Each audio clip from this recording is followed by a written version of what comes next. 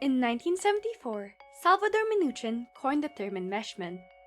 This is to describe families who struggle to maintain individuality due to excessive closeness and diffuse boundaries. This results in identities becoming fused, making it hard to establish a sense of autonomy within the dynamic. Currently, the term applies not only to families but also to friends and partners. This video series, however, solely focuses on enmeshed parent-child dynamics.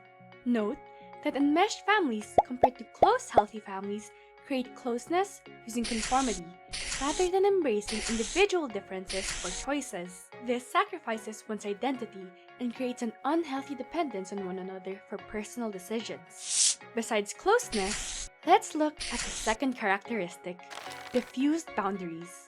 But what exactly are boundaries? According to Trinata 2024, boundaries are personal limits that people place to protect one's physical and emotional well-being, and serve as guides on how they want to be treated by others. Boundaries can be mental, emotional, social, physical, and can be made in your workplace.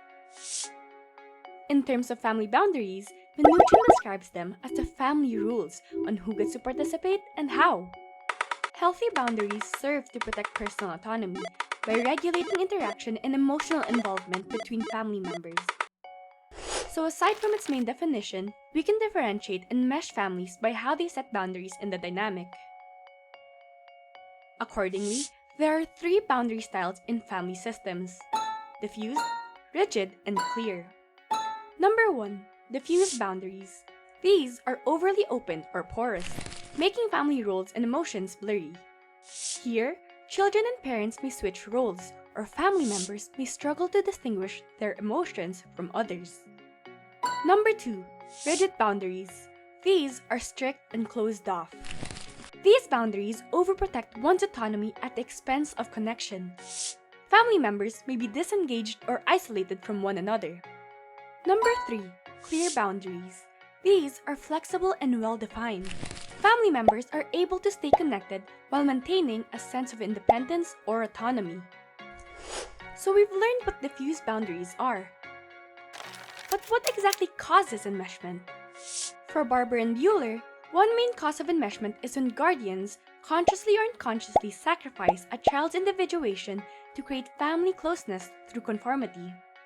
These may be due to unresolved trauma, intergenerational transmission of values, conflicting cultural norms, and marriage or family conflicts. Misconceptions. Enmeshment is a global phenomenon. However, as a Western concept, it is viewed negatively in America, given its low-context culture that values individualism.